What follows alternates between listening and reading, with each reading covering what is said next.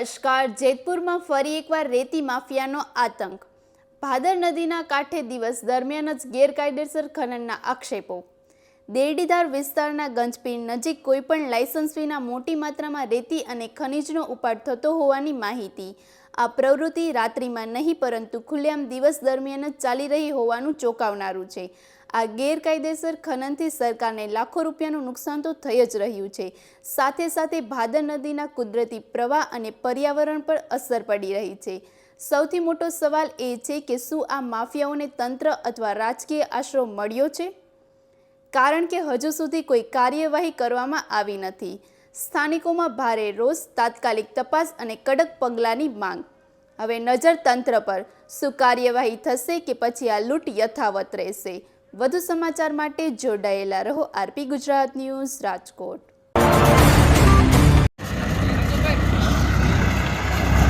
અરે ઈ જી હોય, હવે મારે થોડું જવાનું છે।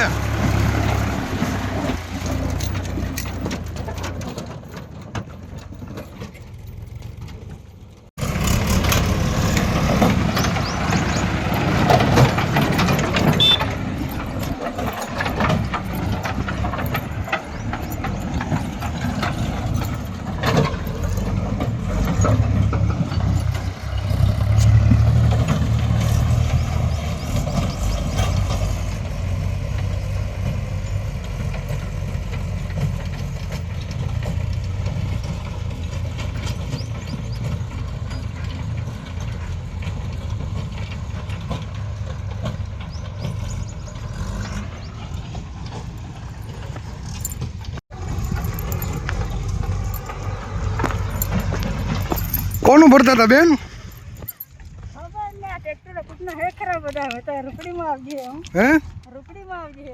રોકડીમાં આવો છો? કોનું ભરતા હતા? વિપુલભાઈ નું નાકેથી ભરતા હતા? કોનું ઠેક ભરો છો? કેટલું રોજ આપે તમને? 400 રૂપિયા રોજ આપે? ઠીક છે।